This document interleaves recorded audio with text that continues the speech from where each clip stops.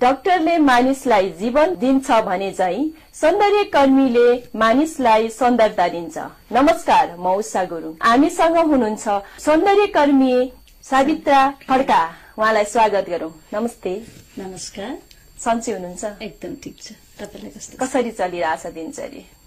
एकदम सिम्पल, घर parlour दुईटैलाई balance गर्दै साधारण तरिकाले चलिरहेछ। तीज आइरहेछ हैन? हजुर, पुरा रातै रातो भएर बसिराखेको छ। तीजको माहौल कसरी चलिरहेछ त? तीजको माहौल दर कतिको खाइराखेको छ? यो त एकदमै मल्टी टाइममा भइरहेको छ। आज कतिवटा प्रोग्राम छुटाएर लगभग 4 ठाउँमा प्रोग्राम छ। त्यहाँ थोरै टाइम भए पनि दिनै पर्छ, तर पनि म यो टाइमलाई चाहिँ धेरै विशेष ध्यान राखेर म यो टाइममा यहाँ आइरहेको छु हजुरसँग। 4-5 ठाउँ नै छ आज प्रोग्राम। हामी तपाईको यो कुरालाई जोड्दै, ब्युटिसियनको कुराहरूलाई जोड्दै तपाईको बाल्यकाल कसरी बित्यो भन्ने कुरालाई सम्झन चाहौँ एकचोटि। बाल्यकाल भन्नाले मेरो जन्मस्थान चाहिँ मेरो दोलखा चरीकोट। वहाँ म 1.5 वर्षको हुँदा त्यहाँबाट चाहिँ हामी बसाई सरेर झापा नक्कलबन्दा भन्ने ठाउँमा बस्यौं र मेरो पालन पोषण अथवा हाम्रो बसाई हिँडाई बढी चाहिँ हामी इन्डियामै हो। मेरो बुवा चाहिँ इन्डियाको जागिरे, दाजुहरू पनि इन्डिया रेलवेमै हुनुहुन्छ र हामी उताबाट बढी आकर्षित अथवा उहाँबाट चाहिँ हामी बढी उताको चाहिँ बढी हामीहरूलाई आइडिया छ भनौँ न, बढी मात्रामा चाहिँ हामीले इन्डियामै बितायौं। बसाई चाहिँ घर चाहिँ भने नक्कलबन्दा भन्ने ठाउँमा थियो। त्यस पछाडि फेरि क्लास 5 पास गरेपछि 6 क्लासदेखि चाहिँ मैले धुलाबारी भन्ने ठाउँमा हामी शिफ्ट भएर धुलाबारीबाट चाहिँ 6 देखि 10 सम्म चाहिँ हामी धुलाबारीबाटै मैले नक्कलबन्दा के अरे इटाभट्टी स्कुलमा पढेँ। धेरै ठाउँमा म स्कुलहरू चेन्ज गर्दै गर्दै गर्दै पढ्ने मौका पाएँ, धेरै ठाउँको अनुभवहरू गर्ने मौका पाएँ। त्यसै सन्दर्भमा मैले धुलाबारी हाई स्कुल चाहिँ क्लास 10 देखि ब्याचलरसम्म चाहिँ मैले त्यहीँ पढेर अनि त्यहीँ स्कुलहरूमा पढाएर नै मेरो बाल्यकालदेखि के भन्नु अब वैवाहिक जीवन पनि त्यतैबाट स्टार्ट भएको कि? हजुर हजुर, वैवाहिक पनि मेरो झापाबाटै धुलाबारीमै भएको मेरो। हजुर, त्यहीँबाटै हो। अनि त्यसपछि काठमाडौँ आइभयो? त्यस बिहा पछाडि चाहिँ काठमाडौँ आइयो। काठमाडौँ आएपछि लगभग 1 वर्ष म झापा फर्केर बसेँ, नत्र पनि म 26-27 वर्ष भए म काठमाडौँमै छु। काठमाडौँको बसाइ 27 वर्ष भइसक्यो। हजुर।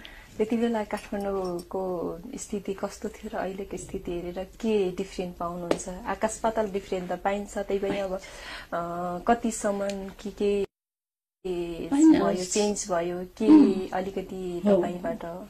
काठमाडौँ मैले बिहा गरेर मात्रै आएको है, पहिला म आएको थिइनँ। अनि काठमाडौँ चाहिँ एकदम ठुलो सहर, एकदमै विकसित ठाउँ होला भनेको थिएँ, तर त्यस्तो पाइनँ, जस्तो त्यति बेला पाइएन। किनभने म झापाको पनि धुलाबारीमा काँक्राभिट्टामा बसेको मान्छे, त्यहाँबाट इन्डिया पनि हाम्रो एकदमै आउने जाने बढी नै मात्रामा हुन्थ्यो। अनि इन्डिया सिलिगुडी, दार्जिलिङ, कालिम्पोङ सबै देखेको सहरहरू देखिसकेको भएर होला काठमाडौँ मलाई ठुलो सहर लागेन हैन। सबैजना ओहो ठुलो ठाउँमा गइस् भन्थे, तर यो त ठिक्क सिलिगुडी जत्रै रहेछ भने जस्तो फिल हुन्थ्यो। मलाई त्यति ठुलो लागेन, तर क्राउड चाहिँ थियो नै। अब काठमाडौँ भ्याली भित्र चाहिँ म बस्दा आउने बित्तिकै बसेको, म सामाखुसीमा बसेको थिएँ, क्राउड चाहिँ अलिकति थियो नै।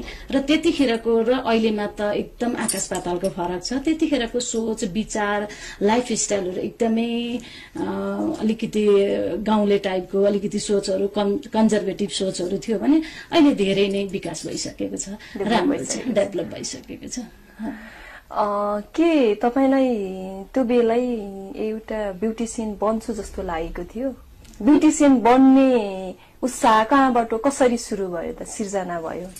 मलाई ब्युटिसियन भन्ने कुरा चाहिँ भन्नुहुन्छ भनेदेखि म आफूलाई जान्दादेखि नै राम्री बनिन मनपर्ने, राम्री बनाइदिन मनपर्ने इच्छा त्यहाँबाट थियो।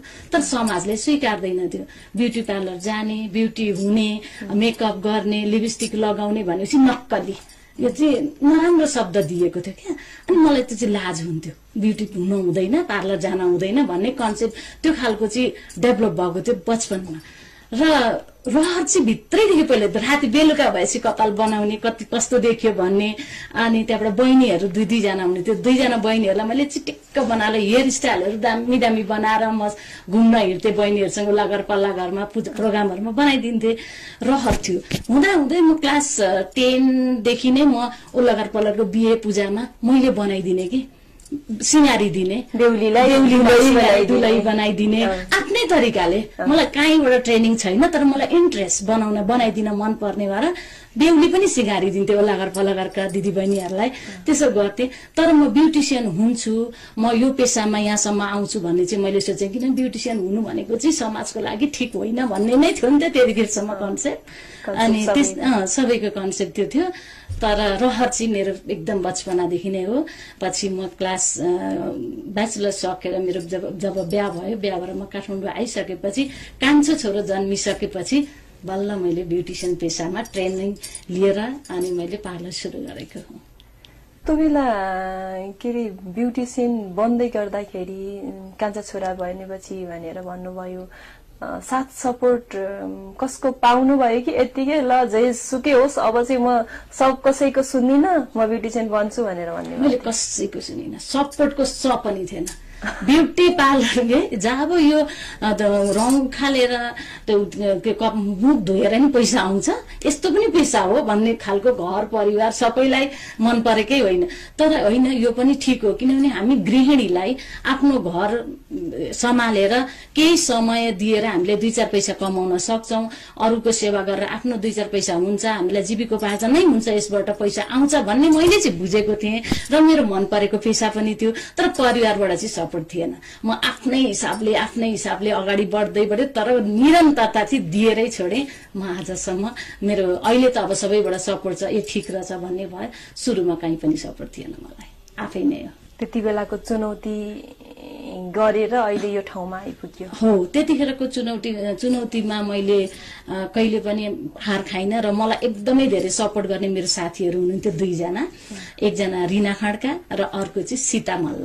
ऊ 2टा साथीहरू चाहिँ हामीले जसरी भए पनि यो पार्लर खोल्न पर्छ, गर्न पर्छ भनेर हामी 3 जनाबाट नै यो पार्लरको सुरुवात भएको हो। र मेरो पार्लरको नाम पनि थाहा पाइहाल्नुभयो हजुरले, Shirisha herbal beauty home and training centre. अहिले पनि 3 जनै हुनुहुन्छ कि छुट्टिनु भयो? उहाँहरूको नाम मैले मेट्न चाहेको छैन, म एकदमै रेस्पेक्ट गर्छु उहाँहरूलाई। र शिरीषाको नाम पनि सीता, रिना र चारित्रा हो। हेर्नुहोस्, त्यसरी हामीले नाम राखेर 1-2 वर्ष सँगसँगै चलायो। तर उहाँहरूमा चाहिँ सेकेन्ड बेबी पाउनु पर्ने बाध्यता थियो। मेरो चाहिँ सेकेन्ड बेबी भइसकेको थियो। त्यसरी नै उहाँहरू पछि हट्नुभयो, उहाँहरूले टाइम दिन सक्नु भएन।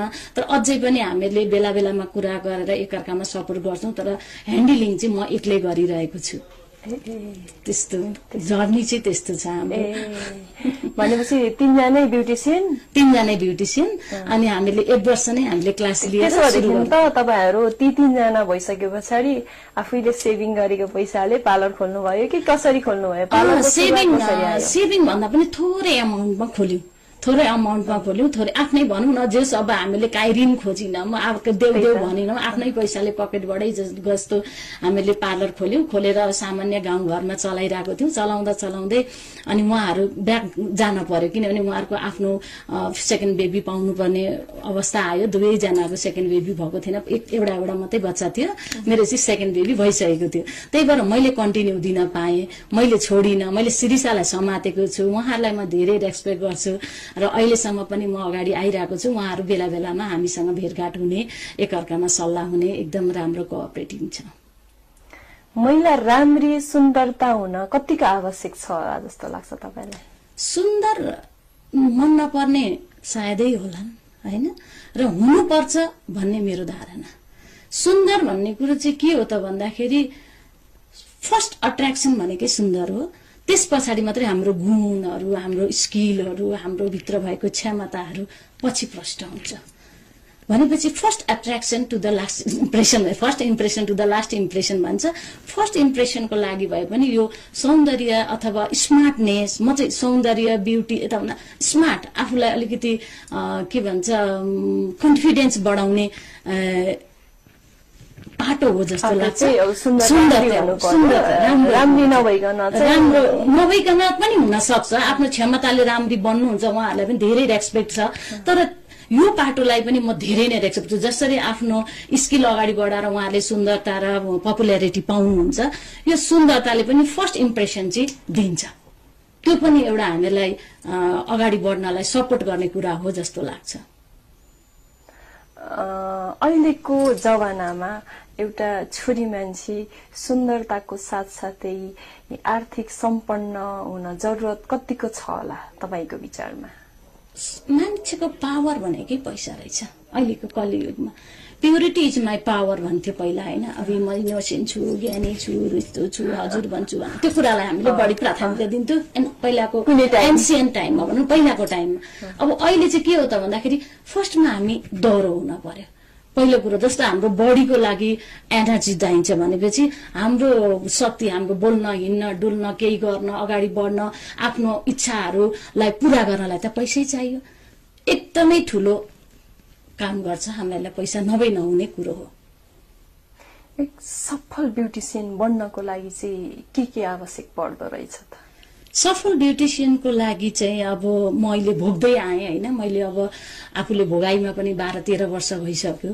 त्यसकारण मलाई लागेको कुरा चाहिँ के भने पहिलो कुरा त हामीहरूलाई काममा पर्फेक्ट हुनु पर्यो। काम आफूले गरेको काममा अरूको फुल चित्त बुझाउन सक्नु पर्यो, फुल सेटिस्फाई हुन सक्ने क्यापेसिटी लिएर उभिन पर्यो।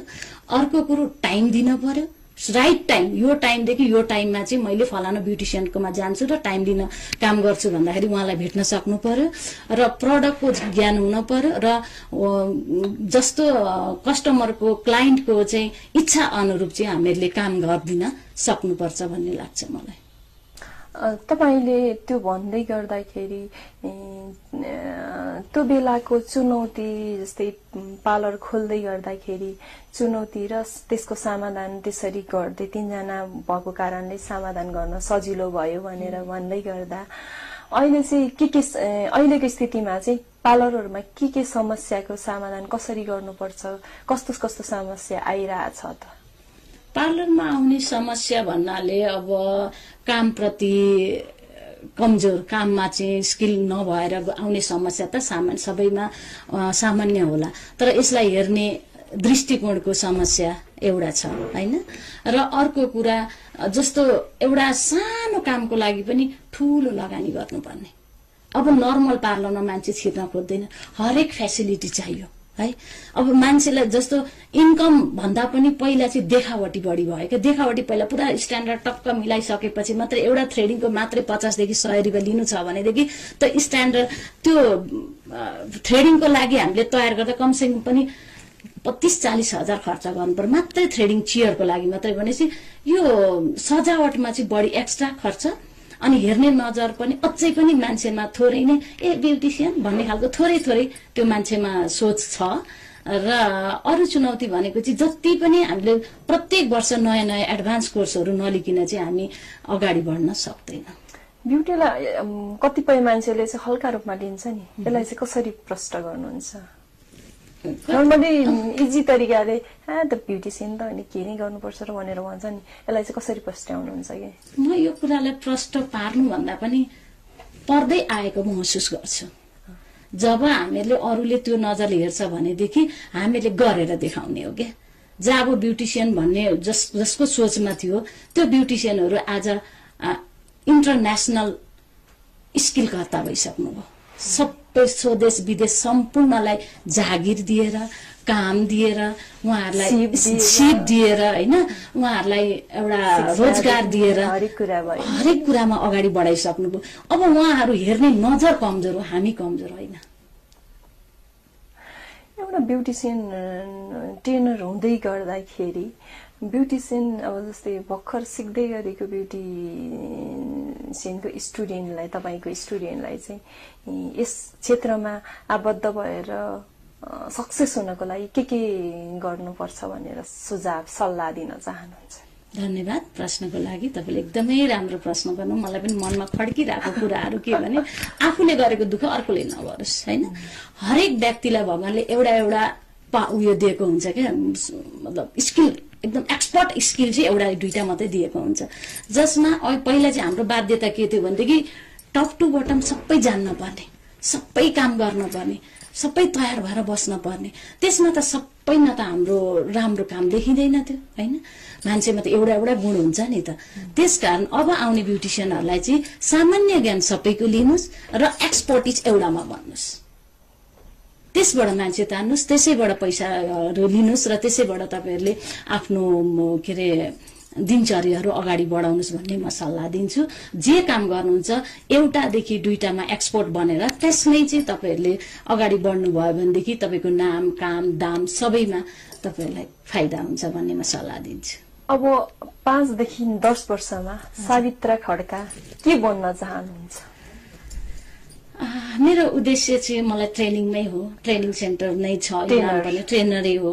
यो ट्रेनिङलाई चाहिँ मैले लगातार कन्टिन्यू गरेर अलिकति सिस्टमेटिक ट्रेनर र नेपाल अधिराज्यदेखि लिएर बाहिरका मान्छेले पनि शिरीषा हर्बलमा चाहिँ राम्रो ट्रेनिङहरू छ। त्यहाँ चाहिँ म चाहिँ अर्को चाहिँ के चाहन्छु भने पैसा हुनेले मात्रै होइन, इच्छा हुनेले पनि सिक्न पाओस्। शिरीषा हर्बल ब्युटी होममा चाहिँ पैसा भएर जाने मात्रै होइन, रहर भएर म केही गर्न सक्छु भनेर जानेले पनि त्यहाँ सुविधा दिन सकौं र ट्रेनिङको एकदमै राम्रो सुविधा दिएर मैले स्किल उत्पादन गर्न सकौं र नेपालदेखि लिएर विदेशसम्म पनि चिनिन सकियोस् भन्ने त्यो उद्देश्य राखेको छु। हेर्दै जाउँ। एउटा जस्तै ब्युटी पार्लर खोल्नको लागि, महिला उद्यमी बन्नको लागि कतिको स्ट्रगल गर्नुपर्छ महिलाले? स्ट्रगल गर्नै पर्छ। स्ट्रगल बिना स्ट्रगल त केही पनि हुँदैन। उद्यमी बन्नको लागि पनि एज अ ट्रेनर बन्नको लागि पनि झन् सजिलो कुरै छैन। जान्नु मात्रै ठुलो कुरा होइन, सिकाउन चाहिँ एकदमै ठुलो स्किल चाहिन्छ। हेर्नुहोस्, कसैको आफ्नो कुरा अरूको कन्सेप्टमा हालिदिनु, आफूले जानेको कुरो अर्कोलाई सिकाउनको लागि चाहिँ त्यो चाहिँ सजिलो कुरा होइन। त्यसको लागि पनि धेरै प्रोसेसिङहरू माथि आएर मात्रै हामीले त्यो क्लासहरू दिन सकिन्छ। हामीलाई थाहा छँदैछ हैन, टट क्लास लिनु पर्यो, लेभल 2 अब जस्तो हाम्रो सिकाइको उयोहरू के अरे लेभलहरू पनि पार गर्दै आउन पर्यो। अनि स्टुडेन्टको मनोसाय बुझेर, साइकोलोजिकल बुझेर हामीले उहाँहरूलाई कन्सेप्ट क्लियर गर्न पर्यो भनेपछि त्यो त स्ट्रगल छँदैछ। हामी पहिल्यै सक्षम बनेर उहाँहरूको इच्छा अनुसारले गराउनु त छँदैछ। अर्को कुरा चाहिँ हामीले कतिको के अरे उहाँहरूको इच्छा र आवश्यकता अनुसारले दिन सकिएन भने चाहिँ हामी सफल हुन पनि सक्दैनौँ। स्किनको केयर गर्दै गर्दाखेरि, अब जस्तै तपाईले स्किनको केयर गर्दै गर्दाखेरि अहिले कुन खालको स्किनलाई कस्तो खालको प्रोडक्ट युज गर्ने भनेर मार्केटमा धेरै व्यापक जस्तै सोशल मिडियामा भाइरल भइरहेछ नि त, त्यसलाई चाहिँ कसरी हेर्नुहुन्छ?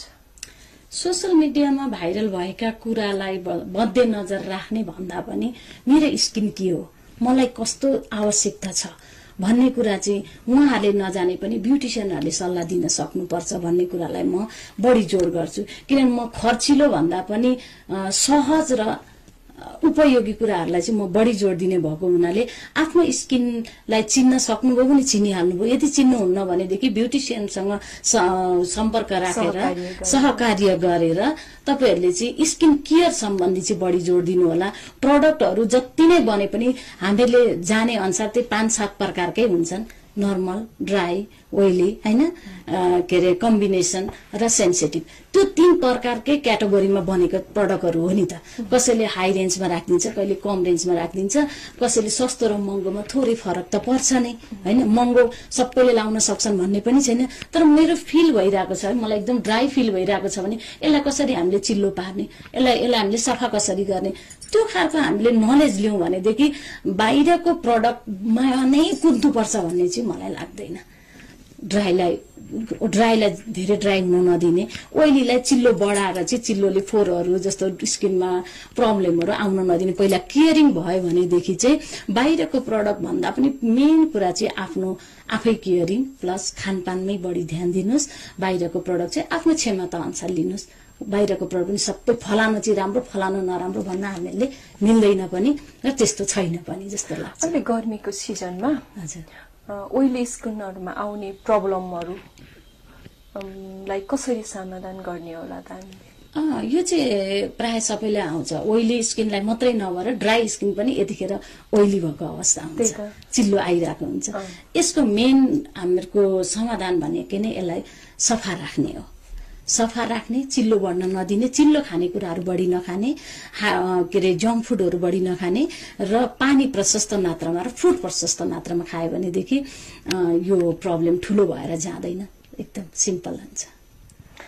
ओपन स्पोर्सको समस्यालाई कसरी समाधान गर्ने?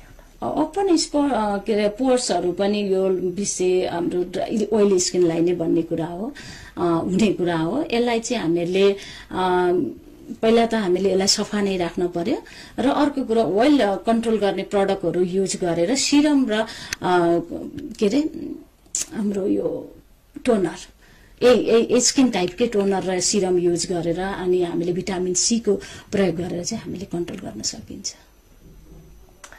ओइली स्किनमा आउने समस्याहरू जस्तै पिम्पल्स भयो, ओपन पोर्स भयो, तीलाई के समाधान गर्न सकिन्छ?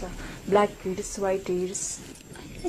मेन कुरा त हामीले डेली केयरमा हामीले यसलाई चिल्लोलाई फेसमा नराख्ने, बिहान बेलुकै सफा गर्नुपर्ने अनि खानपानमा एकदमै ध्यान दिनुपर्छ। विशेष हाम्रो ओइली स्किनले चाहिँ खानपानमै ध्यान दिनुपर्ने, बढी ध्यान दिनुपर्ने हुन्छ र daily care plus skin wise product नै युज गर्नुपर्ने हुन्छ।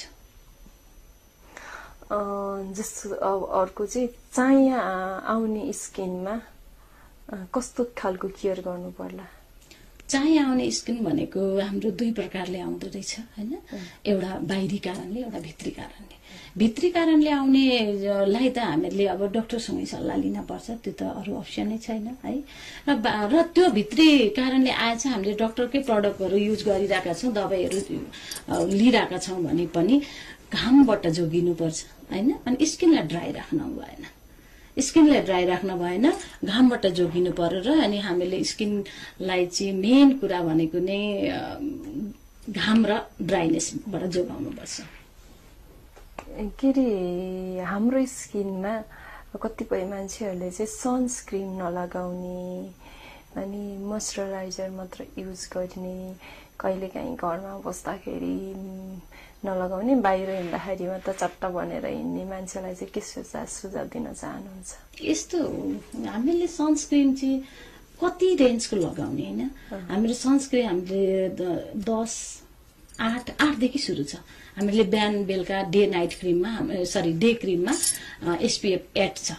त्यो 8 चाहिँ हामीलाई घरभित्र बस्दै चाहिन्छ र बाहिर जाँदाखेरि चाहिँ 30, 40, 60 अब आफ्नो स्किन अनुसारले हामीले त्यो अनुसारले हामीले युज गर्नुपर्ने हुन्छ।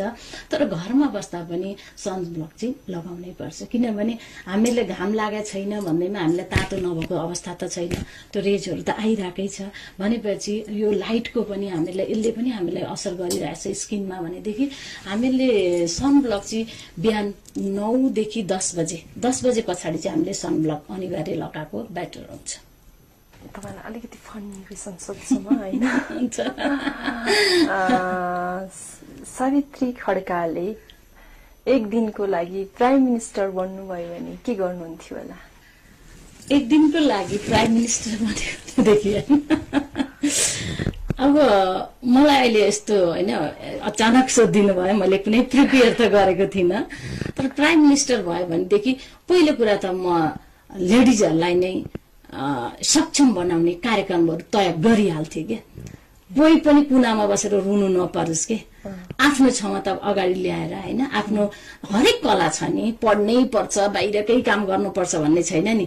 हरेक नारीलाई चाहिँ उच्चारण गर्ने टाइपको चाहिँ म प्रोग्रामहरू तयार गर्थे र उहाँहरूलाई अगाडि बढाउँथे र रुनु नपर्छ। मलाई रुनको मन पर्दैन।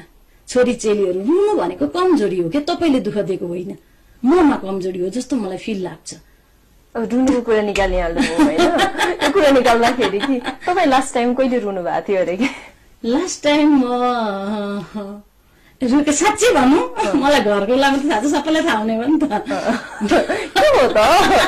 लास्ट टाइम किनभने आमा भनेको सबसे प्यारो संसारकै प्यारो आमा है सबैले बुझ्ने कुरा हुन्छ सबैले बुझ्ने कुरा अनि मलाई के भयो भनेदेखि पशुपतिमा हाम्रो एउटा प्रोग्राममा हाम्रो समूहलाई सेवाको लागि बोलाएको थियो सेवा गर्यौं आयौं जाले के अरे नाचगान सेवा भजन सबै भयो आइसकेपछि म त्यो सुनको आमाले एउटा चिनो जस्तो सुनको सिक्री दिनुभएको थियो त्यो सिक्री लगाएको त्यो दिन बेलुकै लस्ट भयो है म त्यो दिन म रोएँ कि म हरेक चिज मलाई कुनै चिजको म त्यस्तो लालच लोभ मलाई रुनु भन्ने मलाई रुने भन्ने मलाई हतपति रुन म छोरा मान्छे जतिकै छु हेर्नु मलाई त्यस्तो पिटिक्कै हाँसो आउँदैन म लास्ट टाइम त्यो आमाले दिएको स्वीकृति आमालाई त्यो हुन्छ नि कति हार्टली प्रेमले दिएको चिज त्यो कस्तो अनि त्यतिखेर चाहिँ मलाई त्यो पाली चाहिँ म रोएँ क्या लाइफमा म त्यसरी त्यो मलाई कहाँ टच हुन्छ नि म हतपति क्या त्यसले खायो भन्दा नि रुनमा त्यसले दिएन त्यो के यत्रो कुराले मलाई केही फरक पर्दैन मलाई लाग्छ म अरे कस्तो खालको मान्छे होला जस्तो म मेरो बिहेमा पनि मेरो भाउजूहरू रुनु बिहेको अगाडि भाउजूहरू हो मेरो बहिनी जान आँटे यस्तो यस्तो रुनुहुन्थ्यो किनहरूको नर्मल त बिहा त गर्नै पर्ने हो किन रुनु यस्तो के म अचम्मको मान्छे कि बेहुलीमा पनि होइन म अनमाउने बेलामा सबै रोएपछि चाहिँ अनि चाहिँ मैले ओहो म बिदाई हुँदैछु भनेर मात्रै रोको मलाई हतपति मलाई पेटिक्कै हाँसो आउँदैन मलाई फलानुले दिएन त्यो उस्तो कुराले मलाई कहिले असरै पर्दैन म लास्ट टाइम भनेको यसै पालि रोएको छु है हिजो अस्ति नै थ्याङ्क गड भेटियो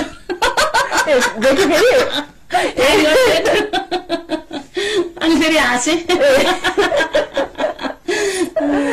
रुयो त्यसपछि कति टाइम पछि भेटियो 3 दिनमै भेटे 3 दिनमा भेट्यो अनि म चाहिँ हाँसेँ किनभने त्यो मलाई एकदमै कस्तो हार्ट टचिङ टाइपको कुराहरूले चाहिँ यस्तो हुन्छ गिफ्टहरू हराउँदाखेरि चाहिँ त्यसमाथि गिफ्ट अमूल्य गिफ्ट आमाले दिएको सामान अनि त्यो पनि लस्ट हुँदाखेरि त अभियसली जो कोही पनि रुन्छ होला आई थिंक है रुन्छ कि अनि अरू रुनु भनेको मलाई आइडिया छैन प्राय म धेरै रोको देख्छु भगवान कसैले नरोस् जस्तो लाग्छ मलाई लाग्छ किनभने रुनु भनेले झन् के अरे रुनको लागि त रुनुको कुरा चाहिँ अर्को कुरा चाहिँ के अरे सिम्पथी पाउनको लागि पनि रुन्छ अरे भनेर भन्थ्यो कि मलाई एकजना पहिला तेरो के अरे तँलाई त केही सिम्पथी पाउनु नि नपर्ने कस्तो खालको आइमे होस् त रुँदैन रुने भनेर भन्थ्यो क्या मलाई फेरि त्यो बिचरा भन्ने शब्द मलाई मनै पर्दैन हेर्नु म बिचरा होइन त्यही भने बिचरा चाहिँ होइन नि अभियसली नै केटी मान्छे बिचरा होइन म जहाँ छु मेरो लागि मै ठिक छु नि जब म आफ्नो खान्छु आफ्नो लगाउँछु आफ्नो हिँड्छु आफ्नो ठाउँमा छु भनेदेखि फलानुले बिचरा एउटा लुगा लगाऊ तिमी बिचरा एक कप चिया खाऊ बिचरा आउनु भएछ त्यो शब्द मलाई मैले कमाइ नगर्दा पनि मलाई चाहिँदैन त्यो बिचरा भन्ने वर्ड चाहिँ मलाई मन पर्दैन सेम्पेथी पनि चाहिँदैन एनर्जी देऊ न तैँले योबाट यो गर है भनेर कसैले एनर्जी त्यसलाई म रेस्पेक्ट गर्छु कुनै पनि आइडियाहरू राम्रो सेयर गर्नु उहाँलाई रेस्पेक्ट गर्छु नराम्रै वचन भन्नुभएछ भने पनि त्यसबाट म नलेज लिन्छु तर मलाई त्यो सेम्पेथी बिचरा मलाई मन पर्दैन सानोमा नि मर्दैन सानोमा रुने ठाउँ एक ठाउँ थियो त्यो पनि अहिले फेरि भन्न पाएँ एक ठाउँ घुम्न जान पाउने कि बुवा इन्डियाबाट आउने बुवासँगै जान पर्ने के म बुवा आउनु यहाँ आइसकेको बुवा हिँड्ने बेला भए भएपछि इन्डिया जाने बेला भयो भनेपछि बुवाभन्दा अगाडि नै बाटोमा गएर बसिसक्थे क्या त्यतिखेर चाहिँ जान पाइनँ भने रुन्थे मलाई चाहिँ हिँड्न असाध्यै घुम्न मनपर्ने लक्कीली घुम्न पाइ पनि रहेको छु त्यो मलाई एकदम खुसी लाग्छ त्यो कुरामा म रुएँ होला तर अरू कुरामा मलाई हुन्छ नि मलाई यस्तो अचम्मको मान्छे छु म त्यस्तो सानो केही कुरामा फिटिक्कै आउँछ फिल्म हेर्दा पनि त्यो बच्चा मम्मीको हुन्छ नि त्यस्तो त्यस्तो कुराहरूमा चाहिँ आँसु आउँछ अरू कुरामा मलाई आँसु मान्छेहरू फिल्म हेर्दाखेरि बाहिरै पुरा अस्ति लास्ट टाइम एउटा फिल्म थियो नि के भन्छ सारङ्गी हेरेर मान्छेहरू रोल टिस्यु पेपर लिएर त्यस्तो मैले त्यो फिल्म हेरिनँ म त्यतिखेर युएसमा थिएँ होइन हेर्न पनि पाइनँ र मैले रुनु पर्ने देख्दिनँ हतपति देख्दिनँ एकदमै रियर केसमा रुन्छु क्या म तर म रोको भनेको चाहिँ त्यो सायदै नरुने मान्छे हुँदैन त्यस्तो केसमा क्या के अरे त्यो फिल्म हेर्न गएको सबजना रुँदै रहेछ क्या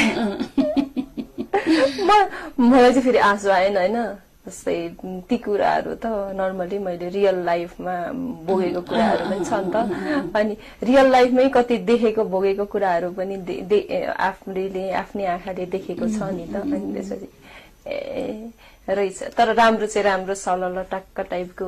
मैले हिस्ट्रीहरू अलिअलि हेरेँ, मैले त्यो के भन्छ पढ्ने मौका चाहिँ गरेँ। तर त्यति म धेरै सिरियसली म फिल्म खासै हेर्दिनँ, मैले टिभी नै हेर्दिनँ। म न्युज काम, आफ्नो काम र घर र आफ्नो प्रोफेसनलाई बढी टाइम दिन्छु। म त सिरियल हेरेको छैन अहिलेसम्म, सिरियल छैन मेरोमा। सिरियल त लेडिजहरूको त नि फेभरेट हो नि त नि हुन्थ्यो, तर मैले आजसम्म मैले फलानु सिरियल भनेर अहिलेसम्म मेरो कन्सेप्टमा नि छैन, हेरेको पनि छैन। म बरु अहिले चाहिँ बरु टिकटक आएकोले गर्दाखेरि होइन, यसमा बरु कहिले आफैलाई इन्जोय गरेर आफैले नाच्ने गाउने त्यो चाहिँ गर्छु। त्यो भन्छ लाइभ भयो नि त, त्यो चाहिँ गर्छु। तर पेसिभ त्यति धेरै चाहिँ म पेसिभ इन्टरटेनमा खासै छैन। के अरे फर्स्ट टाइम फन्नी मेकअप गरेर हाँस्नु भएको छ? मैले फन्नी मेकअप छैन, फन्नी भिडियो चाहिँ बनाएको थिएँ अस्ति भर्खरै, तर म पब्लिक गर्दिनँ। फन्नी भिडियो बनाएर चाहिँ अनि जसले सुन्छ त्यसलाई त देखाउने हो, अनि साथीहरूलाई पनि हाँसेर भुतुक्कै हुने खालको चाहिँ बनाउँछु। तर पब्लिकमा चाहिँ म पब्लिकले पचाउने टाइपकै गर्न ट्राई गर्छु। अब सबै त नपच्ला होइन, अब कस्तो गर्छु आई डोन्ट नो होइन, अरूले जज गर्ने कुरा हो। तर मलाई सकेसम्म समाजले पचाउने टाइपकै चाहिँ भिडियो बनाउन मनपर्छ, त्यसमा बरु अलिकति म इङ्गेज हुन सक्छु। तर म यसरी त्यो कुनै ठाउँमा त्यो सिरियल फिल्ममा त्यस्तो भुत्तुकै चाहिँ अहिलेसम्म छैन। जस्ट टाइम पासको लागि कहिले काहीँ फिल्म हेर्न त जान्छु, तर हुन्छ नि ओहो फलानु फिल्म आयो त्यहाँ जानै पर्छ भन्ने चाहिँ मेरो त्यो हुँदैन। के अरे सावित्री खड्का कुनै टाइम एज एकदमै धेरै धनी के अरे करोडपति भयो भने के गर्थ्यो होला? करोडपति भए भनेदेखि के गर्थे होला भन्ने कुरा त अब जबसम्म हुँदैन तबसम्म थाहा नै हुँदैन, त्यतिखेरै सिचुएसन क्रिएट हुने कुरा हो। होइन भए पनि यदि त्यो ठाउँमा पुग्यो भने चाहिँ के गर्न सक्नुहुन्थ्यो भन्ने कुरा चाहिँ मेरो त अब पहिलेदेखि नै सोच भनेको चाहिँ शिक्षा क्षेत्रमै हो होइन। शिक्षा अथवा भन्नु शिक्षा अथवा सौन्दर्यमा पनि अहिले लागि छु। त्यो पनि एउटा हाम्रो के भन्छ इन्कमको बाटोलाई के भन्छ नेपालीमा, त्यो आय स्रोतको माध्यम हो नि त। यसलाई चाहिँ स्वरोजगार दिन सक्ने, अरूलाई पनि रोजगार दिन सक्ने वातावरण बनाउँछु। म आफू मात्रै होइन सबैलाई दिएर होइन, एकदमै कामहरू दिएर चाहिँ उहाँहरूलाई यो के अरे आफ्नो व्यक्तिगत विकास गराउन चाहन्थे। तपाईँले भन्दै हुनुहुन्छ नि यो हो नि त भनेर, रियलमै सरकारको डेटा अनुसारै पनि अरबौं पैसा चाहिँ नेपालबाट आउट अफ कन्ट्री जान्छ कि ब्युटी कस्मेटिक आय स्रोतमा त भइहाल्यो होइन। अर्को बारको के अरे नेपालबाट बार केस काट्ने मान्छेहरू त नेपालमा छैन नि त, एकदम कमैले सर्भिस गरिराख्नु भएको छ नि त। बरु विदेश जानुहुन्छ, नेपालमा कसैको केस काटेर बस्न चाहनुहुन्न होइन। अनि इन्डियनहरूलाई तपाईँलाई थाहा छ नि, हामी ब्युटिसियनहरूले नै पनि बारहरू इन्डियन भैया आयो भनेदेखिको मतलब सरी भैया भनेर हामीले त त्यो वर्डले बोलाउँछौँ नि त। इन्डियनहरूलाई आयो भनेदेखिको एकदम इजी तरिकाले 35देखि लिएर 1000देखि लिएर पर्सेन्टेजसम्म दिएर चाहिँ राख्ने गरेका छौँ नि त। त्यो राख्दै गर्दाखेरि तिनीहरू इन्डियन दाजुभाइहरूले 50-55 अरब पैसा चाहिँ इन्डिया लैजानुहुन्छ अरे कि नेपालबाट। भन्नुहोस् अब कतिसम्म आय स्रोत कति सबल बन्नेको रहेछ त। त्यो भएको कारण हामीसँग पैसा छ, तर त्यो पैसा यहाँ युज युटिलाइज गरिरहेछ, अरूले युज गरिरहेछ, अरूले भित्राइरहेको छ। यो कुरालाई चाहिँ हामी कसरी नेपालमै राख्ने भन्न खोज्नु भएको कि के भन्नु? होइन मतलब तपाईँले त्यति धेरै पैसा रहेछ जस्तै अब अनि ब्युटी फिल्डमा त अभियसली पैसा त छ नि त भन्न खोजेको मात्रै हो मैले। एकदमै छ, नभएदेखि त 50-55 अरब त त्यति बाहिर जाँदैन थियो। मैले यो एकदमै पैसा देखेको ठाउँ चाहिँ हामीले के भने शिक्षा, सौन्दर्य र स्वास्थ्य, तीनटा कुरामा त पैसा राम्रो छ। कुरा चाहिँ सुन्दरता भनेको चाहिँ स्वास्थ्यसँग जोडिएको कुरा हो नि त। एकदमै 100% त्यो हो। र हाम्रो सेक्टर हेल्थ सेक्टर भनिएको छ।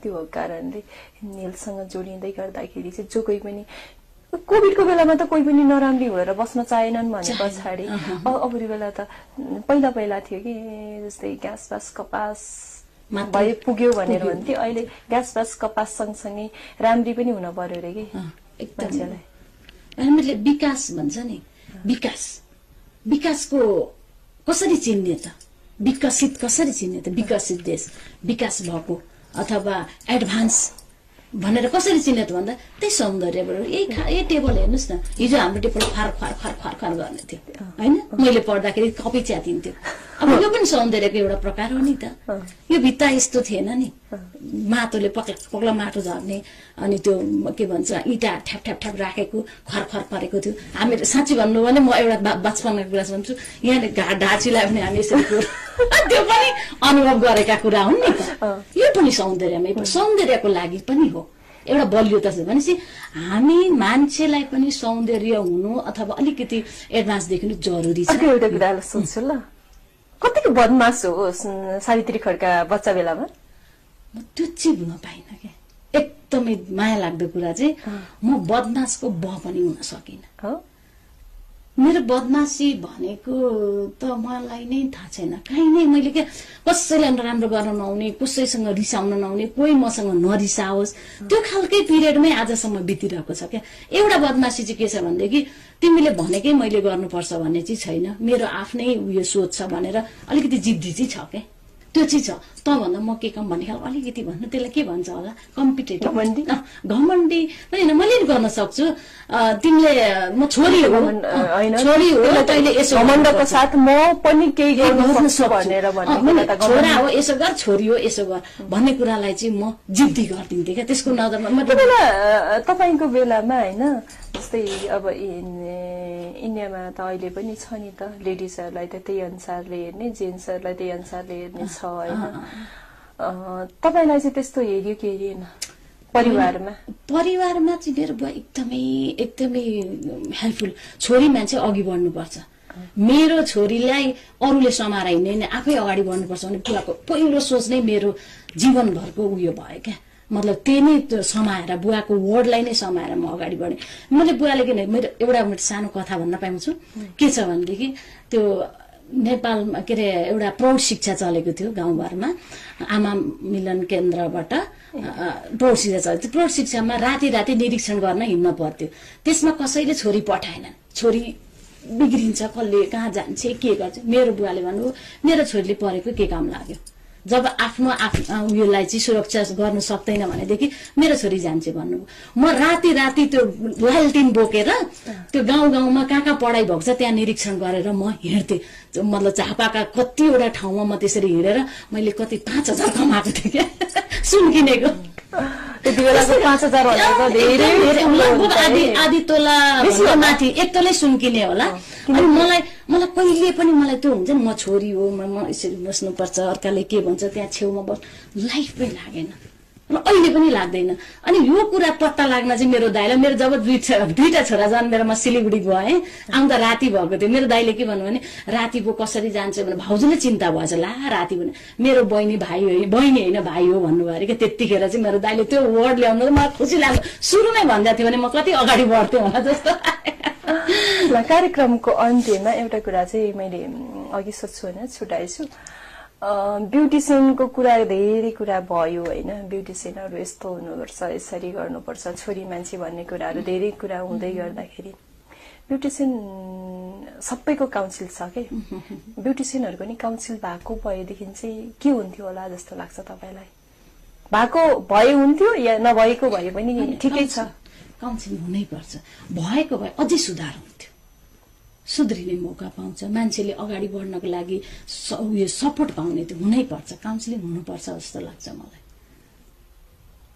हुनुपर्छ अन्त्यमा के भन्न चाहनुहुन्छ अन्त्यमा के भन्न चाहन्छु भनेदेखि सम्पूर्ण दाजुभाइ दिदीबहिनीहरूलाई ब्युटिसियन सम्बन्धी हेर्ने नजरमा हैन नजरमा पोजिटिभ धारणा गरिदिनु होला पहिलाकै जस्तो यो त के हो र कसो होइन यसले पनि घर परिवार र समाजलाई ठूलो टेवा पुर्याएको छ हैन एउटा सक्षम बनाएको छ यसलाई हेर्ने नजर चाहिँ पोजिटिभ होस् र अर्को कुरा आउँदै गरेको तीजको सम्पूर्ण दिदीबहिनीहरूलाई शुभकामना र दाजुभाइहरू दिदीबहिनी पाउने लक्की दाजुभाइहरूलाई पनि शुभकामना भन्दै बिदा हुन चाहन्छु। धन्यवाद। हस्, नमस्कार। नमस्कार। कार्यक्रम ब्युटी हेरेर बसेर सुनिदिनु भएको, हेरिदिनु भएकोमा धेरै धेरै धन्यवाद। तपाईहरूले सल्लाह सुझाव र प्रतिक्रिया दिन नभुल्नुहोला। हस्त, नमस्कार।